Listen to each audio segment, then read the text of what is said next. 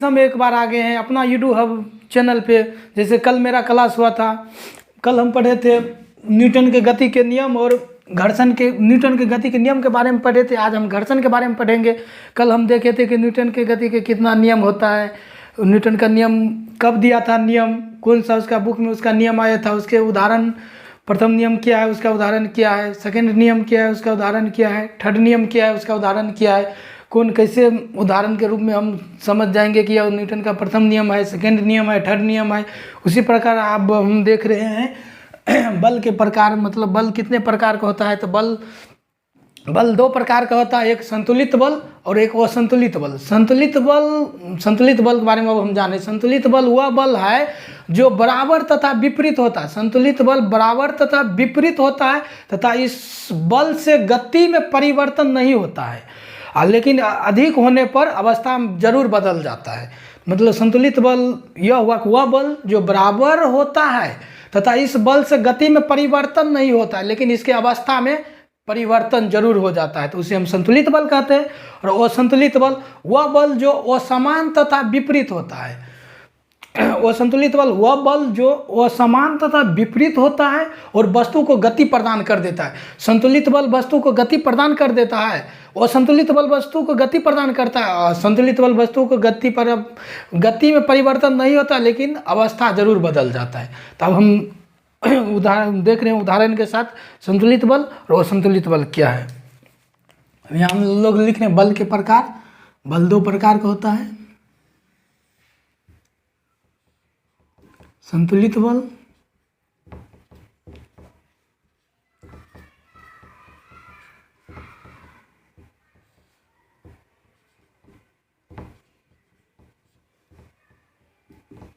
पहला हम संतुलित बल देख रहे हैं। तो संतुलित बल है वह बल जो बराबर तथा विपरीत होता है। वह बल जो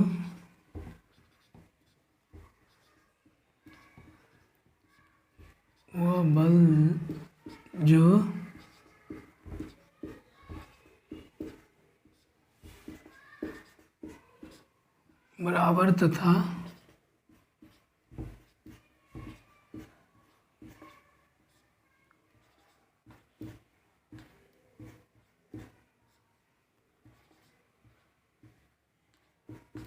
संतुलित बल वह बल जो बराबर तथा विपरीत होता है तथा इस बल से गति में परिवर्तन नहीं होता है। वह बल जो बराबर तथा विपरीत होता है तथा इस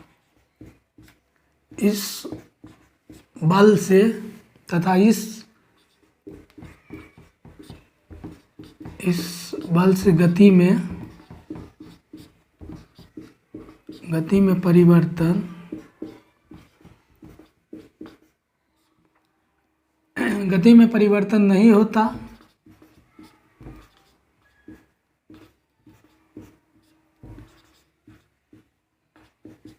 वह बल जो बराबर तथा विपरीत होता तथा इस बल से गति में परिवर्तन नहीं होता, लेकिन इसके अवस्था में परिवर्तन हो जाता है। बल अधिक होने पर अवस्था इसका बदल जाता है। गति में परिवर्तन नहीं होता, लेकिन अधिक होने पर अवस्था इसका बदल जाता है। लेकिन अधिक होने पर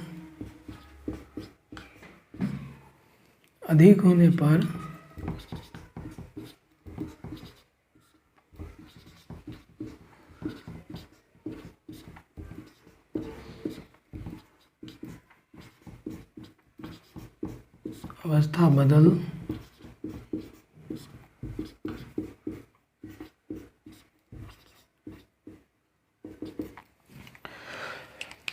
संतुलित बल देखें संतुलित बल वह बल जो बराबर तथा विपरीत होता है तथा इस बल से गति में परिवर्तन नहीं होता है, लेकिन अधिक होने पर इसकी अवस्था बदल जाती है। अब हम लोग देख रहे हैं असंतुलित बल।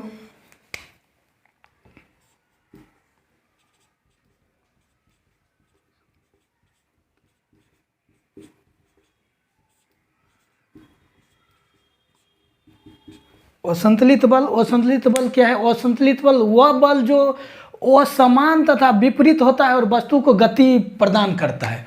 वह बल जो असमान तथा विपरीत होता है,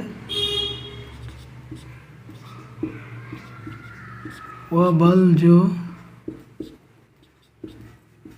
असमान तथा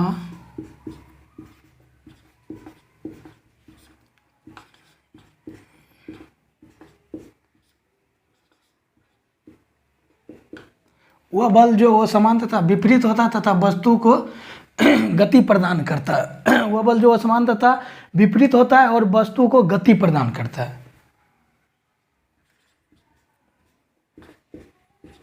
और वस्तु को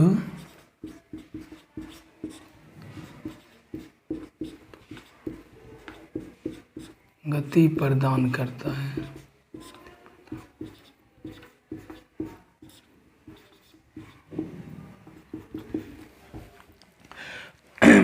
असंतुलित बल वह बल जो असमान तथा विपरीत होता है और वस्तु को गति प्रदान करता है, उसे हम असंतुलित बल कहते हैं। अब हम लोग देखेंगे घर्षण। घर्षण किसे कहते हैं? घर्षण बल एक प्रकार का बल है जो हमेशा गति के विपरीत दिशा में चलता है। मतलब घर्षण मतलब वह है कि एक प्रकार का बल है जो हमेशा गति के विपरीत दिशा में चलता है। जैसे हम लोग अगर रोड पर चल रहे हैं तो हम जैसे गति मेरे हम आगे गति से चल रहे हैं तो घर्षण हमें हमारे पीछे लग रहा है, वही हो गया। घर्षण एक प्रकार का बल है जो हमेशा गति के विपरीत दिशा में लगता है। देख रहे हैं घर्षण। घर्षण क्या है? घर्षण एक प्रकार का बल है जो हमेशा गति के विपरीत दिशा में लगता है।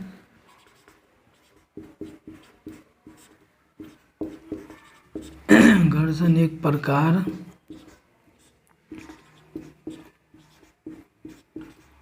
बल है जो हमेशा गति के विपरीत दिशा में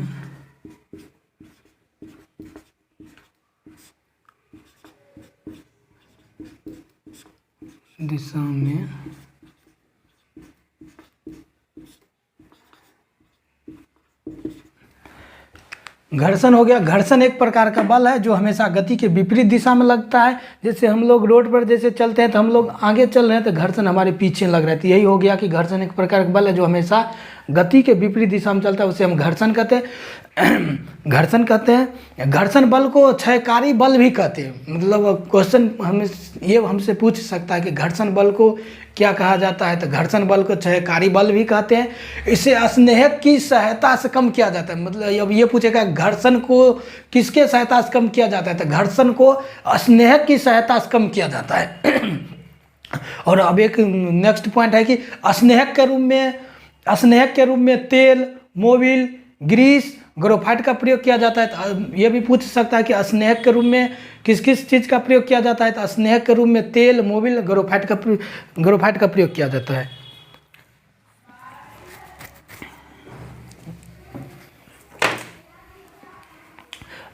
घर्षण बल क्षयकारी बल भी कहते हैं। घर्षण बल को क्षयकारी बल भी कहते हैं।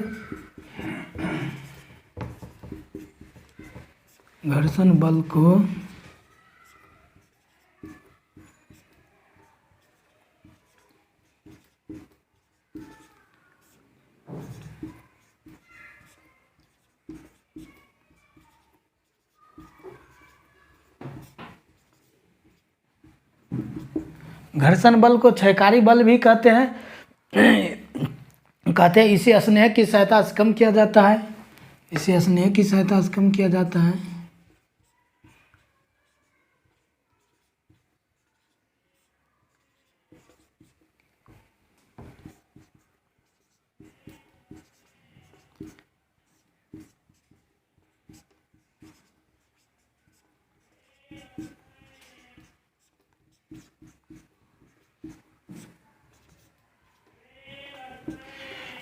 यहाँ पे हमें पूछेगा कि घर्षण बल को कौन सा बल कहते हैं। घर्षण बल को क्षयकारी बल कहते हैं। और इसे किसके सहायता से कम किया जाता है, तो इसे स्नेहक की सहायता से कम किया जाता है। अब हम लोग देखेंगे स्नेहक में 3 प्रकार होता है, एक ठोस, एक द्रव, एक अर्ध ठोस। ठोस का उदाहरण हो गया ग्रेफाइट, द्रव का उदाहरण हो गया तेल या मोबिल, अर्ध ठोस का उदाहरण हो गया ग्रीस। स्नेहक 3 टाइप का हुआ।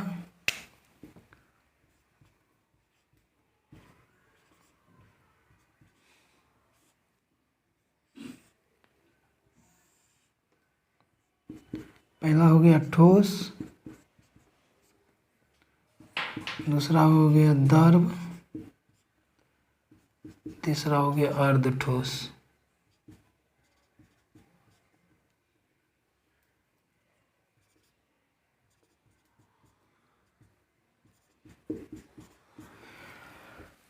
ठोस का एग्जाम्पल हो गया ग्रेफाइट,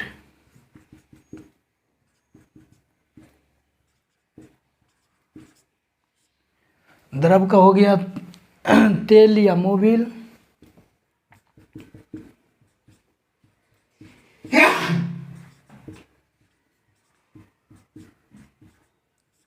द्रव का तेल या मोबिल हो गया, अर्ध ठोस का ग्रीस।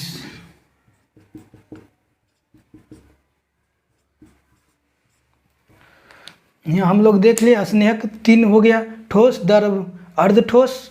ठोस का एग्जाम्पल ग्रेफाइट, द्रव का तेल या मोबिल, अर्ध ठोस का ग्रीस। अब हम कुछ पॉइंट देख रहे हैं कि ग्रेफाइट पेंसिल में पाया जाता है। हमसे ये पूछ सकता है कि पेंसिल में क्या पाया जाता है। पेंसिल में ग्रेफाइट पाया जाता है। और घर्षण बल का मान क्षेत्रफल पर निर्भर नहीं करता है। और किस पर निर्भर करता है? सतह के क्षेत्रफल पर निर्भर करता है। घर्षण बल का मान क्षेत्रफल पर निर्भर नहीं करता, उसके सतह के क्षेत्रफल पर निर्भर करता है। अगर किसी गतिमान वस्तु पर कोई बल कार्य नहीं कर रहा है तो वह वस्तु रुक जाएगा। जैसे कोई भी गतिमान वस्तु इधर से जा रहा है, उस पर अगर घर्षण बल कार्य नहीं करेगा तो वस्तु रुक जाएगा। क्यों रुक जाएगा? जैसे वस्तु आगे जा रहे हैं तो उसके घर्षण विपरीत लगता है, तब तो हम आगे जाते हैं। वही हुआ कि अगर किसी गतिमान वस्तु पर अगर घर्षण बल कार्य नहीं करेगा तो वह वस्तु एकाएक रुक जाएगा। अब यहाँ हम लोग कुछ पॉइंट देख रहे हैं, आप लोग तो इसे देख लिए होंगे, आगे से इसे हम मिटा रहे हैं।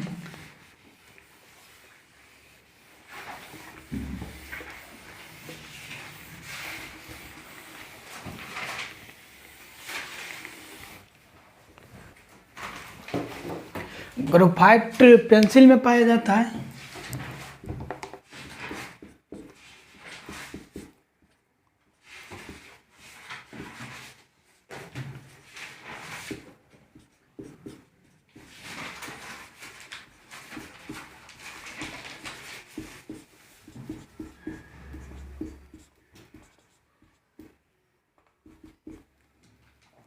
ग्रेफाइट पेंसिल में पाया जाता है। और नेक्स्ट पॉइंट हम देख रहे हैं कि अगर किसी गतिमान वस्तु पर कोई बल कार्य नहीं कर रहा है तो वह वस्तु रुक जाएगा। अगर किसी गतिमान वस्तु पर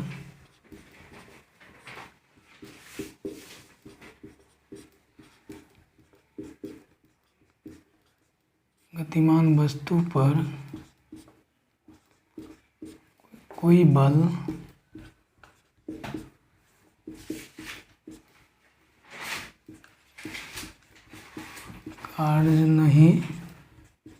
कार्य नहीं कर रहा है तो वस्तु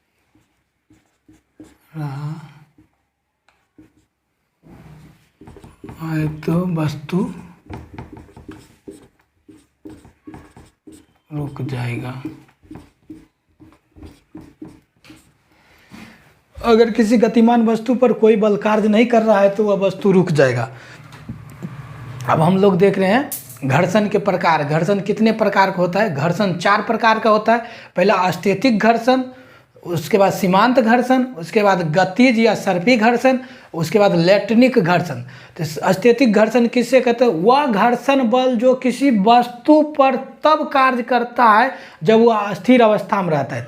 तो साधारण एक लाइन में हम कह सकते हैं कि स्थैतिक घर्षण किसे कहते हैं? वह घर्षण जो अस्थिर अवस्था में रहता है उसे स्थैतिक घर्षण कहते हैं। और सीमांत घर्षण वह घर्षण बल जो किसी वस्तु पर तब कार्य करता है जब वह वस्तु सरकने की स्थिति में रहता है तो उसे सीमांत घर्षण कहते हैं। और गतिज या सर्पी घर्षण वह घर्षण बल जो किसी वस्तु पर तब कार्य करता है जब वह वस्तु किसी अनंत तल से फिसल रही हो, मतलब अनंत तल से फिसल रही है, उसे हम गतिज या सर्पी घर्षण। और लास्ट हो गया लैटिनिक घर्षण। लैटिनिक घर्षण उसे कहते हैं वह घर्षण बल जो किसी वस्तु पर तब कार्य करता है जब वह वस्तु लुढ़क रही होती। जैसे कोई ऊपरी ढलान से जब वस्तु लुढ़क रही होती उसे लैटिनिक घर्षण कहता है। अब हम बारी बारी से देख रहे हैं।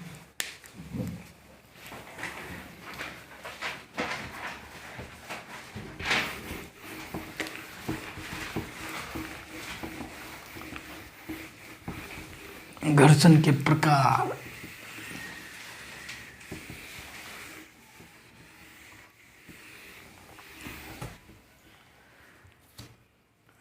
घर्षण के प्रकार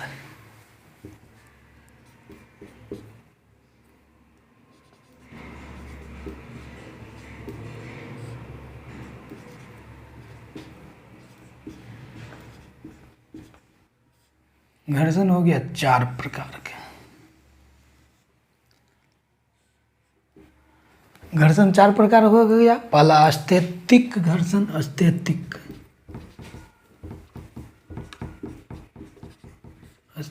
घर्षण। स्थैतिक घर्षण पहला गया। स्थैतिक घर्षण वह हुआ कि वह घर्षण बल जो किसी वस्तु पर तब कार्य करता है, वह घर्षण बल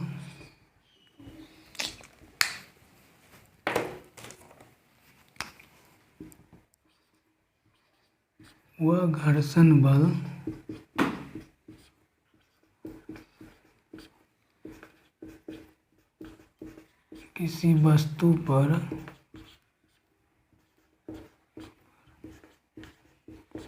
तब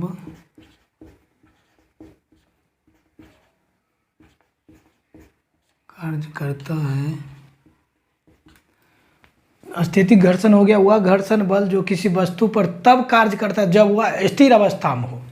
कार्य करता है जब वह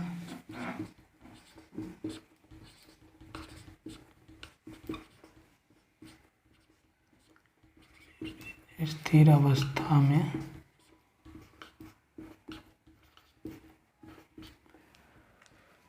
दूसरा हो गया सीमांत घर्षण। देख रहे हैं अब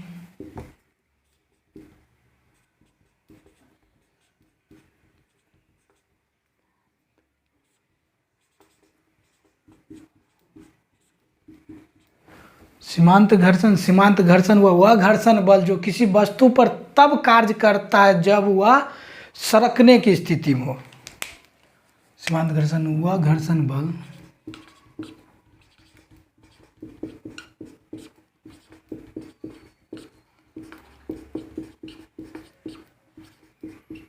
किसी वस्तु पर तब कार्य करता है जब वह सरकने की स्थिति में हो।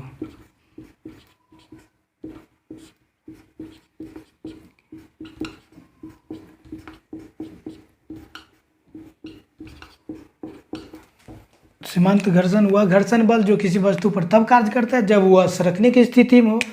अब हम लोग तीसरा देख रहे हैं गतिज या सर्पी घर्षण।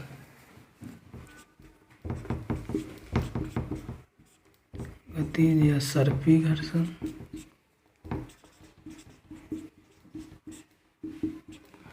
गतिज या सर्पी घर्षण वह है कि वह घर्षण बल जो किसी वस्तु पर तब कार्य करती है जब वह किसी अनंत तल से फिसल रही होती है। वह घर्षण बल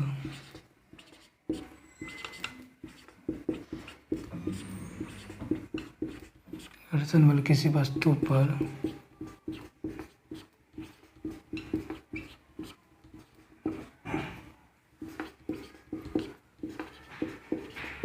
तब कार्य किसी वस्तु पर तब कार्य करता है जब वह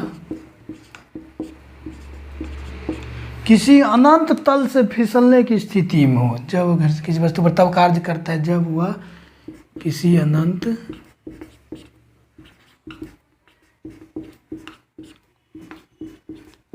तल से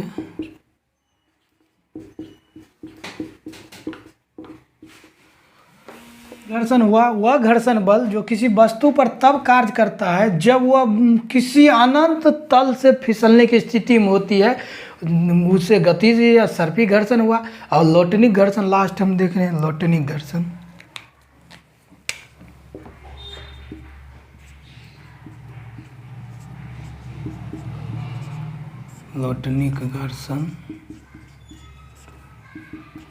लोटनिक घर्षण ये हो गया कि मतलब कि लोटनिक घर्षण वह घर्षण बल जो किसी वस्तु पर तब कार्य करता है जब वह वस्तु लुढ़क रही होती। जैसे कि मतलब साफ तौर पर लोटनिक घर्षण ये हो गया जैसे कोई ढुलाईनामा जैसे ऐसे ढुलाईनामा जैसे ऐसे हुआ तो जैसे मतलब कि कुछ वस्तु को हम लुढ़का देते हैं तो वही हो गया वही हो गया आपका लोटनी घर्षण का उदाहरण। तो इसका साफ लाइन में हम एक लाइन में यह कह सकते हैं कि वह घर्षण बल जो किसी वस्तु पर तब कार्य करता है जब वह लुढ़कने की स्थिति में होता है, उसे हम लोटनी या घर्षण बल कहते हैं। लोटनी घर्षण बल वह घर्षण बल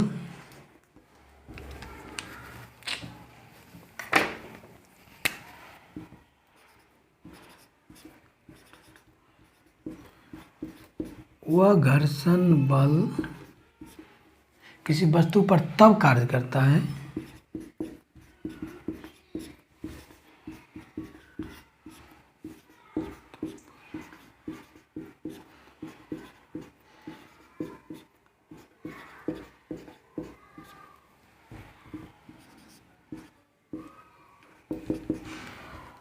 वह घर्षण बल किसी वस्तु पर तब कार्य करता है जब वह वस्तु लुढ़क रही होती, जब वह वस्तु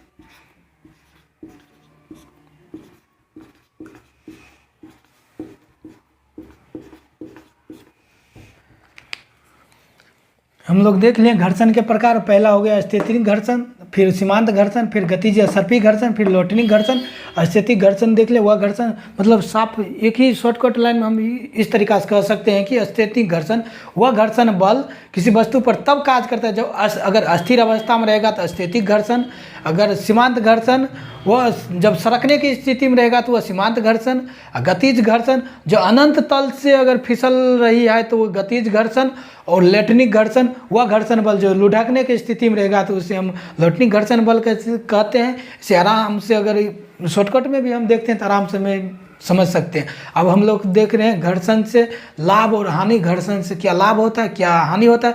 तो घर्षण कम होने पर हम बर्फ पर फिसल जाते हैं। जैसे अगर घर्षण कम होगा तो हम बर्फ पर चलने में कितना कठिनाई होता है, वही घर्षण कम होने से बर्फ पर हम फिसल जाते हैं। और घर्षण अधिक होने के कारण हम बालू या बर्फ पर नहीं चल पाते हैं। अगर घर्षण अधिक होगा तो उस पर हम बालू या बर्फ पर नहीं चल पाएंगे। और घर्षण अधिक होने के कारण मशीन के पार्ट पुर्जा टूट जाते हैं। अगर घर्षण अधिक होगा तो घर्षण अधिक होने से मशीन में पार्ट पुर्जा खराबी कुछ आ जाता है। और घर्षण कम होने के कारण भी अगर मशीन नहीं चल पाएगा। और घर्षण के कारण ही हम रोड पर चल पाते हैं। जैसे हम बोले ना, जैसे अगर हमें कोई घर्षण बल कार्य ही नहीं करेगा तो हम जैसे इस पर अगर हम चल रहे हैं, इस पर हम चल ही नहीं पाएंगे। घर्षण के कारण ही हम लोग रोड पे चलते हैं। घर्षण के कारण ही गाड़ी भी रोड पर चल पाते। अब हम लोग देख रहे हैं घर्षण से कुछ लाभ या हानि।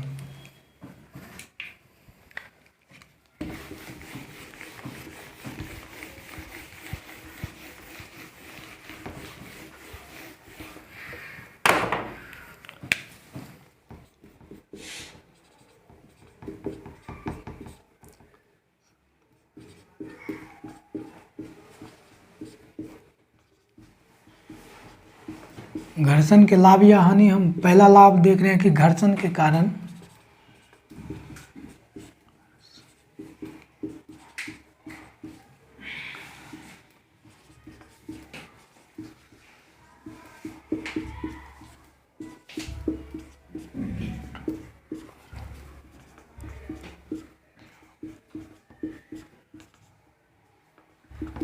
चल पाते हैं। दूसरा देख रहे हैं घर्षण अधिक होने के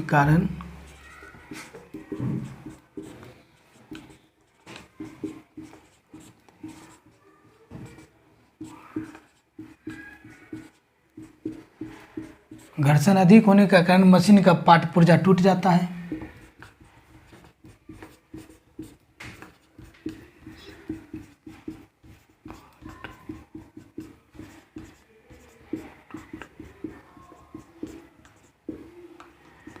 और तीसरा देख रहे हैं घर्षण, और तीसरा हम लोग देख रहे हैं घर्षण अधिक होने के कारण मशीन का पार्ट पुर्जा टूट जाते हैं। और घर्षण कम होने पर मशीन चल नहीं पाते हैं। घर्षण कम होने पर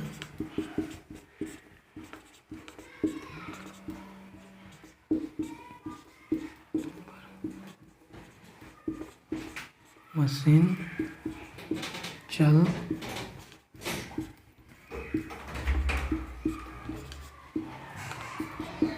घर्षण कम होने पर मशीन चल नहीं पाते हैं और घर्षण अधिक होने पर मशीन का पार्ट पुर्जा टूट जाता है। घर्षण अधिक होने के कारण मशीन का पार्ट पुर्जा टूट जाते हैं। घर्षण कम होने पर मशीन चल नहीं पाते हैं और घर्षण के कारण ही हम लोग रोड पर चल पाते हैं। और घर्षण अधिक होने के कारण हम बालू या बर्फ पर नहीं चल पाते हैं। घर्षण अधिक होने के कारण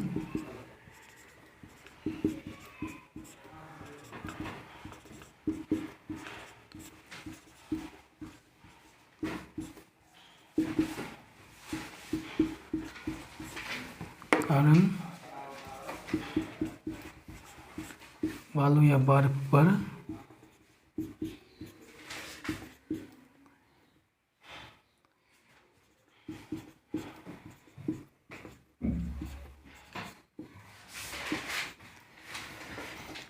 घर्षण के लाभ या हानि हम लोग देख लिए। घर्षण के कारण ही हम लोग रोड पर चल पाते हैं और घर्षण अधिक होने के कारण ही मशीन का पार्ट पुर्जा टूट जाता है और घर्षण कम होने पर मशीन चल नहीं पाता है और घर्षण अधिक होने के कारण हम लोग बालू या बर्फ पर नहीं चल पाते हैं।